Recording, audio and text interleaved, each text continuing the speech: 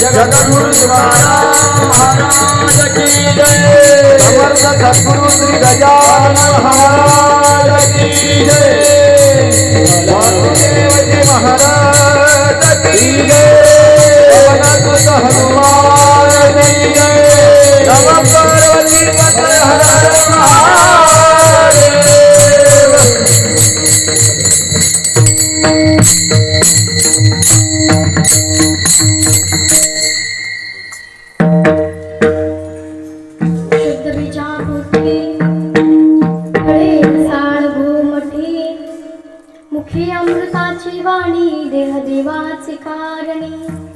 हा सर्वांग निर्मळ चित्त तैसे गंगा जळ तुका म्हणे जाती तपदर्शने विश्रांती विठ्ठल विठ्ठल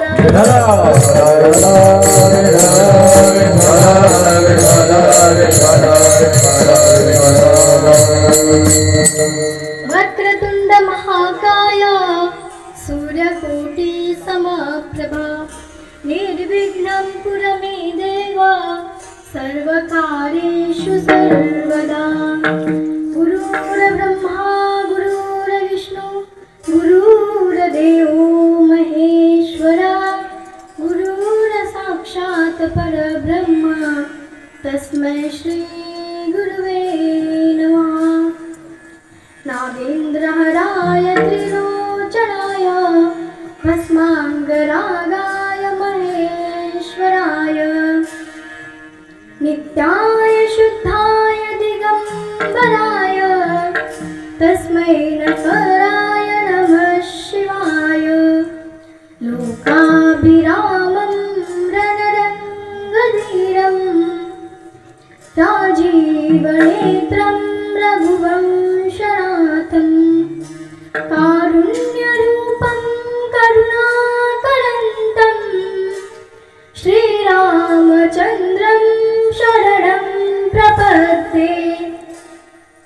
मनोजवं मारुततुल्यवेगं जितेन्द्रियं बुद्धिमतां वरिष्ठं वातात्मजं वानरयूथमुख्यं श्रीरामदूतं शरणं प्रपद्ये।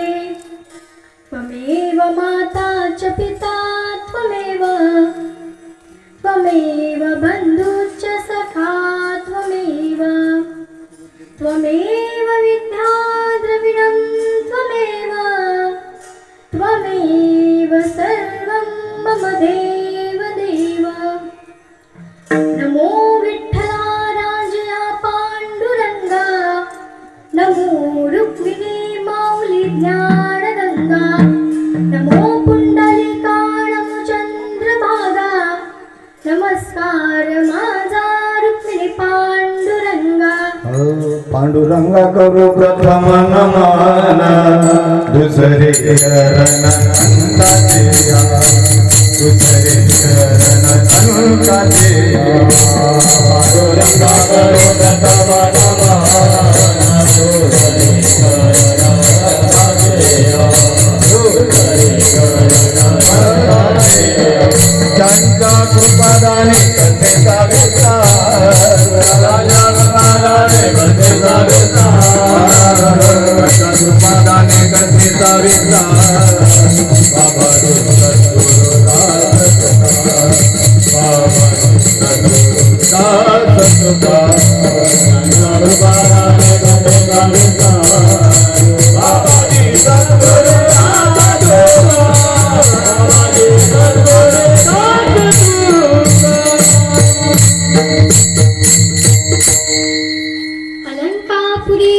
सिंहासनस्थं पदाम्बोजतेजा स्फुरविप्रदेशम् विदिन्द्रादिदेवे सदा स्तूयमानं समाधिस्थं मूर्तिं भजे ज्ञानदेवम् ओम नमो ज्ञानेश्वरा ज्ञानेश्वरा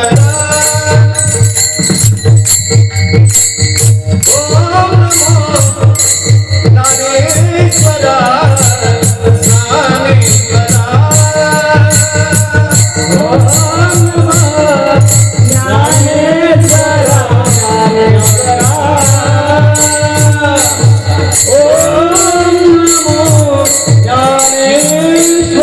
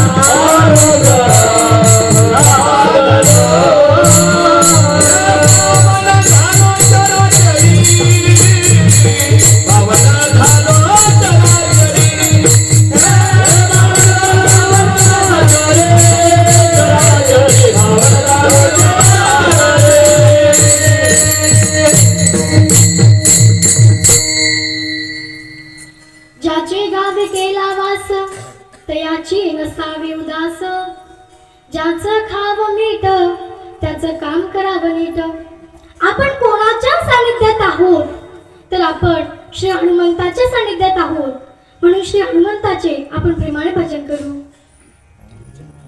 शरण शरण हनुमंता तुम्हारा रामदूता तुम्हारा रामदूता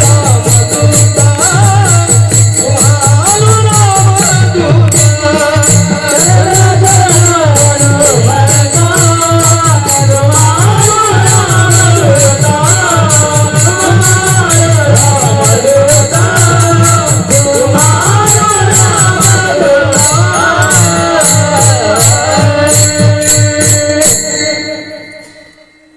कार्यक्रमाचं आयोजन काय आणि कार्यक्रमाचं नियोजन काय हे जरी सर्वांना माहीत असलं तरी वक्त्याचं आद्य कर्तव्य आहे अल्पसा परिचय देणं दरवर्षीप्रमाणे आज देखील या वर्षी अखंड हरिनाम सप्ताह साजरा होत आहे आणि या सप्ताहातील 5व्या दिवसाची सेवा माझ्या वाटेला आली हे मी माझं परमभाग्य समजते आणि तसेच आदरणीय हरिभक्त पारायण श्री रोळे महाराज यांच्या अमृततुल्य वाणीतून आपण ज्ञानेश्वरी श्रवण करत आहात हे आपल्या सर्वांचं परम भाग्य आहे विठ्ठल विठ्ठल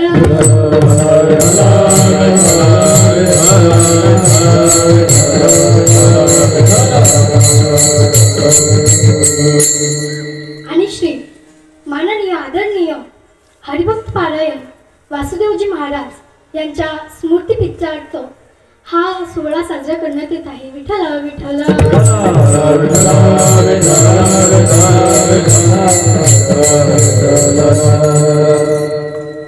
म्हणून मी सांगते अरे पहिला नमस्कार माझ्या पांडुरंग परमात्म्याला ज्याने ही सृष्टी निर्माण केली दुसरा नमस्कार माझ्या आई वडिलांना ज्यांनी मला जन्म दिला तिसरा नमस्कार आमच्या गुरूंना ज्यांनी मला घडवलं व संत सेवेची वाट दाखवली आणि चौथा नमस्कार या मंदिरातील सर्वच कार्यकर्त्यांना ज्यांनी मला कीर्तन करण्याची सेवा दिली विठ्ठल विठ्ठल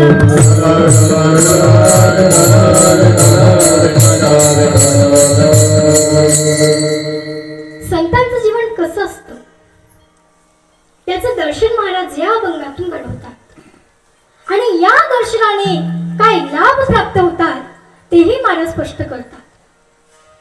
मग हेच महाराज या अभंगातून 2 दृष्टांतद्वारे वर्णन करतात. दही आहे ना, दही दही माहिती आहे ना सर्वांना. बरं मला सांगा, दही कुठल्या कंपनीमध्ये तयार होते? बरं जाऊ द्या, ज्या दुधापासून दही तयार होते ते दूध कुठल्या कंपनीमध्ये तयार होते? एकदा एका शाळेत एका सरांनी एका विद्यार्थ्याला उभं केलं आणि विचारलं, "का रे बाळा, दूध कोण देतं?" तो म्हटला, "सर, दूध भैया देतो." "आता तुम्हीच सांगा, दूध भैया देतो की गाय देते? कोण देतं?" "गाय." "अहो, या भारतात राहणाऱ्यांना जर दूध कोण देतं हे माहिती नसेल तर याच्यापेक्षा आपलं दुर्दैव कुठलं असू शकतं?" अहो, माझ्या श्रीकृष्णाने गोवंशनासाठी या भारतभूमीवर जन्म घेतला आणि त्याच भारतभूमीवर राहणाऱ्यांना जर दूध कोण देतं हे माहित असेल ना, तर याच्यापेक्षा आपलं दुर्दैव कुठलं असू शकतं. आणि त्या दह्याचे घुसळण केले तर त्यामधून ताक आणि लोणी तयार होते. दयाची अंगी निघे ताकलो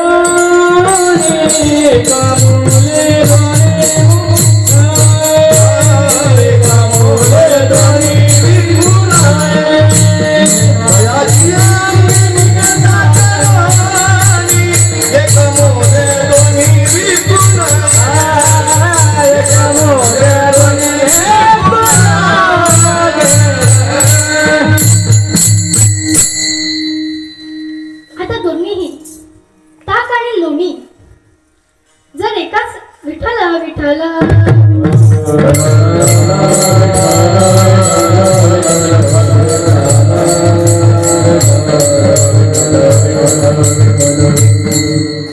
आता दोन्हीही ताक आणि लोणी जर एकाच माध्यमातून तयार होते तर आता दोन्ही ताक आणि लोणी एकाच किमतीमध्ये विकू शकतो का?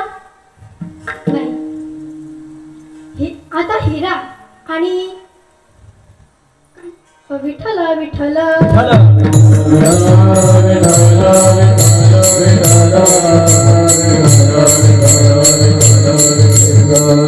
काळगोट आणि हिरा हा पृथ्वीवरच तयार होतो, पण हिऱ्याची किंमत जास्त आहे. हिरा ठेविता एरणी वाचे मारिता जोगणी, तोची मूल पावे खरा होय करण्याचाच चुरा. विठ्ठल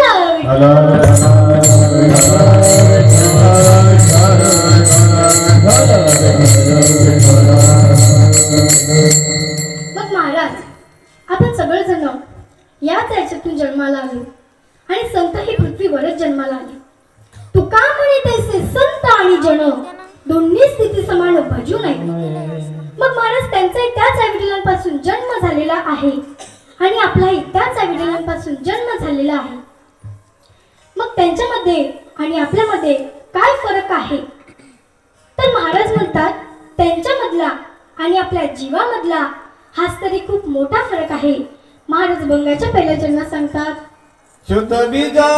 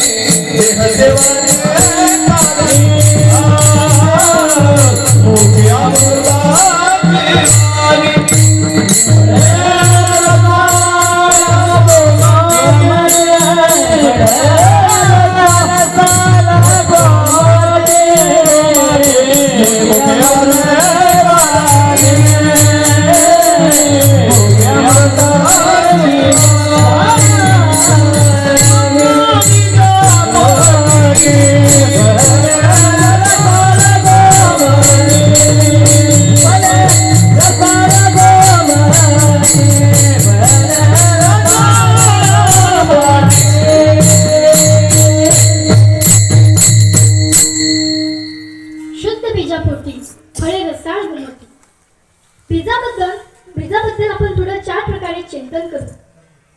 काही ठिकाणी बीज हे शुद्ध असते, पण त्या बीजाला लागलेली फळं ही अशुद्ध असतात. काही ठिकाणी बीज हे अशुद्ध असते, पण त्या बीजाला लागलेली फळं ही शुद्ध असतात. काही ठिकाणी असे पाहायला मिळते की बीज ही अशुद्ध आणि फळ ही अशुद्ध, आणि कुठं कुठं असं पाहायला मिळतं की बीज ही शुद्ध आणि फळ ही शुद्ध. म्हणून महाराज म्हणतात शुद्ध बीजापोटी. आता जसे बीज असते तसेच फळ असते. जर बाप बिडे ओढणारा असेल तर मुलगा कसा असेल, बिडे ओढणाराच असेल. दारूचं व्यसन सुद्धा खूप वाईट आहे. यावर एक उदाहरण देईल. आईची का साठली तेव्हा चालू केली दुधाची बाटली. शाळेत जाऊ लागलो तेव्हा चालू केली पाण्याची बाटली. माध्यमिक शिक्षण सुरू केले तेव्हा चालू केली थम्सअपची बाटली. उच्च शिक्षण सुरू केले तेव्हा चालू केली बिअरची बाटली. मग चालू केली देशी बाटली. ती का बरी नाही वाटली, मग चालू केली इंग्लिश बाटली. ती बरी वाटली पण तिने खिशाची तिजोरी चाटली. मग चालू केली गावठी बाटली. ती बरी वाटली पण तिने ओव्हरलोड होत आतडी फाटली. दवाखान्यात गेलो, डॉक्टरने लावली सलाईनची बाटली. त्या बाटलीनं पण काही भागेना. शेवटी प्राणज्योत मावडली आणि बॉडी घरी आणली. अंघोळ घातली गुलाब पाणी आणि अत्तरची बाटली. तिने हाऊस नाही फिटली. शेवटी चितेवर ठेवली रॉकेलची बाटली. ती ओतली आणि तिथे सगळे हाऊस फिटले. विठ्ठल विठ्ठल.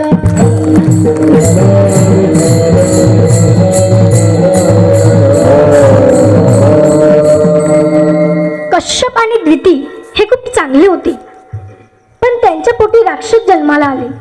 हिरण्यक्ष आणि हिरण्यकश्यप. हिरण्यकश्यप हा खूप वाईट होता, पण त्याच्या पोटी भक्त प्रल्हाद जन्माला आले. मग महाराज आता तुम्हीच म्हणता की जसं बीज असतं तसं फळ असतं. मग हिरण्यकश्यप हे बीज अशुद्ध असताना त्याच्या पोटी भक्त प्रल्हाद फळ कसं जन्माला आलं, याचं आपण थोडं शंका समाधान पाहू. एकदा इंद्र हा कयादूची हरण करून घेऊन जात असताना वाटेमध्ये नारदाची भेट झाली. नारदाने सांगितले, कयादू निष्पाप आहे, तिच्याशी तुझी काहीच वैर नाही. तिच्या पोटामध्ये गर्भ आहे, तिला तू सोडून दे. त्यावेळेस माता कयादू ही नारदाच्या आश्रमामध्ये राहिली आणि तिथेच भगवंताची नाम साधना घडली आणि तेच संस्कार भक्त प्रल्हादावर घडले. हिरण्यकश्यप हा खूप वाईट होता, पण त्याच्या पोटी भक्त प्रल्हाद जन्माला आले आणि भक्त प्रल्हादाच्या पोटी विरोचन नावाचा असा भयंकर दैत्य जन्माला आला.